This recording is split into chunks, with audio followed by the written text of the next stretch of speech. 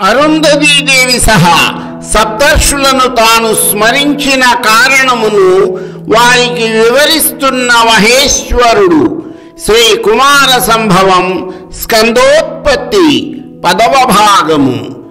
తన తండ్రి అనుమతితో తనను వివాహమాడుమని పార్వతి చెప్పిన మీదట ఈశ్వరునిచే స్మరించబడి ప్రత్యక్ష నారాయణుడైన సూర్యదేవునిచే స్వయముగా నమస్కరింపబడువారు, ప్రాచీన బ్రహ్మలు అని కొనియాడబడిన వారు, నిర్మలమై పరిపక్వమును పొందిన తపఫలమును అనుభవించువారు అయిన సప్తర్షులు ఈశ్వరుని ముందు నిలిచారు. వారి నడుమ భర్త యొక్క పాదముల యందే తన చూపులను నిలిపిన అరుంధతీదేవి కూడా తేజోరూపిణిగా ప్రకాశించింది.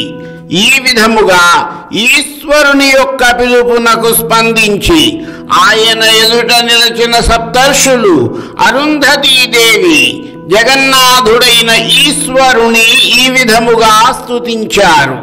తరువాత ఏమి జరిగినది? దేవదేవ పరమేశ్వర, మేము వేదములను నియమానుసారము అభ్యసించినందుకు, ఆ వేదములలో నిర్దేశించిన విధముగా విధిపూర్వకముగా హోమములు ఆచరించినందుకు, తపస్సు చేసినందుకును మేము చేసిన కర్మలు నేడు ఫలించినవి.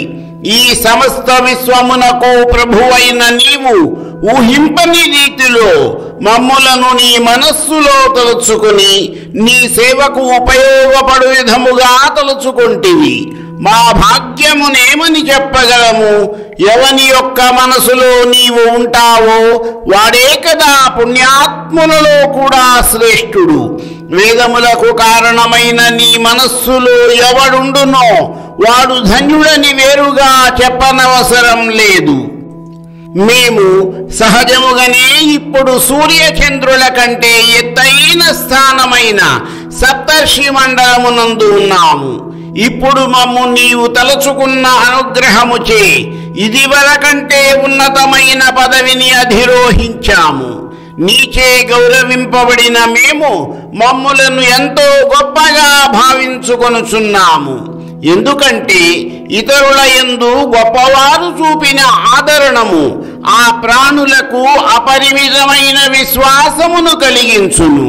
ఓ పరమేశ్వరుడా, నీవు మమ్ము స్మరించుట చేత మాకు కలిగిన ఆనందమును నీకు మేము చెప్పనవసరం లేదు. జీవులందరికీ అంతరాత్మవై వారి మనసులలోనే వసించే నీకు మా ఆనందము తెలియదా స్వామి? నేడు మేము నిన్ను ప్రత్యక్షముగా మా కనులారా చూడగలిగితిమి. అయినా కూడా నీవు కేవలము బుద్ధిగోచరుడు ఒకటిచే నీ తత్వమును మేము గ్రహించలేకున్నాము. దయచేసి మమ్ములను అనుగ్రహించి నీ స్వరూపమును వివరించు. నీవు నీ యొక్క ఏ భాగముతో పైకి కనిపించు ఈ ప్రపంచమును సృష్టిస్తావో అది నీ రూపమా, లేక దేనితో ఈ సమస్త విశ్వమును పోషిస్తావో ఆ భాగము నీవా? అది కూడా కానప్పుడు ఏ భాగముతో ఈ ప్రపంచమును లయము చేసుకొందువో ఆ భాగమా నీది? నీవు సృష్టి చేయు బ్రహ్మవా, స్థితికారుడైన విష్ణువువా, లేక లయకారకుడైన రుద్రుడవా? నీ యొక్క నిజ రూపము ఏది అని వారు ప్రశ్నించారు.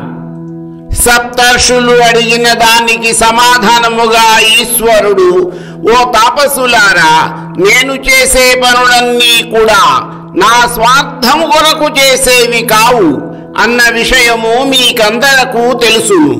చాతక పక్షులు వర్షము కోసము మేఘములలోనే వర్షమునకై ఆశించినట్లు తారకాసురునిచే బాధింపబడుతున్న దేవతలందరూ సంతానార్థము నన్ను యాచించినారు. అందువలన సంతానము కోరువారు పుత్రోత్పత్తి కొరకు యజ్ఞకర్త యాగాన్ని చేసేటప్పుడు అగ్నిని పుట్టించుటకై అరణి అను నిప్పును మధించుటకు ఖదిర వృక్షపు చెక్కలను తీసుకువచ్చినట్లు నాకు కుమారుడు కలుగుటకై పార్వతీదేవిని మీరు తీసుకురావలసినదిగా కోరుచున్నాను. పార్వతిని నాకిచ్చి వివాహము చేయమని మీరు హిమవంతుని అడుగవలయును. మీ వంటి పెద్దలు కుదిర్చిన సంబంధములకు విడిపోవుట కాని మరి ఏ ఇతర విఘ్నములు కాని ఉండవు.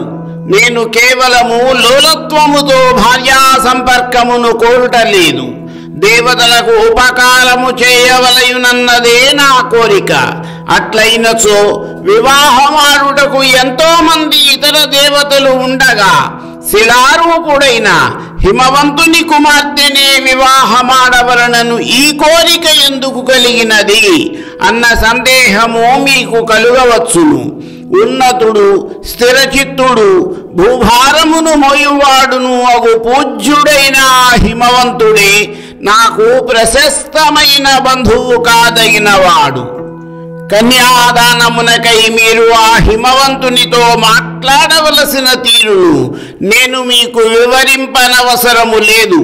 ఎందుకనగా లోకస్థులు అనుసరించే సదాచారములన్నీ కూడా సజ్జనులు, ఋషులు అయిన మీకే రచింపబడిన ఆచారములే కదా.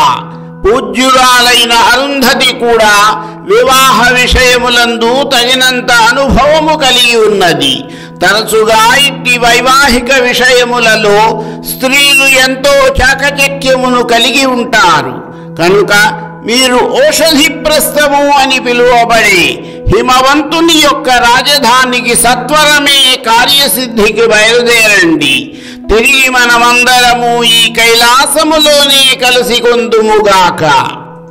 యోగులకే యోగి, పరమయోగీశ్వరుడైన శ్రీ మహాశివుడు వివాహమునకు అభిముఖుడు కావడము వలన బ్రహ్మపుత్రులైన ఆ సప్తర్షులు మంచిది అని చెప్పి పతివ్రతా శిరోమణి అయిన అరుంధతీదేవితో సహా హిమవంతుని నగరమైన ఔషధిప్రస్థపురమునకు బయలుదేరారు. ఈశ్వరుడు కూడా తిరిగి తన తపస్సులో మగ్నుడైపోయాడు. మనస్సుతో సమానమైన వేగముతో ప్రయాణించగల ఆ మహర్షులు నల్లని మేఘ సమూహముల మధ్యలో ఆకాశయానము చేసి ఔషధిప్రస్థపురమును చేరుకున్నారు. వారు తిలకించే ఔషధీపురం ఏ విధముగా ఉన్నది అన్న విషయమును నా తదుపరి వీడియోలో చూడండి.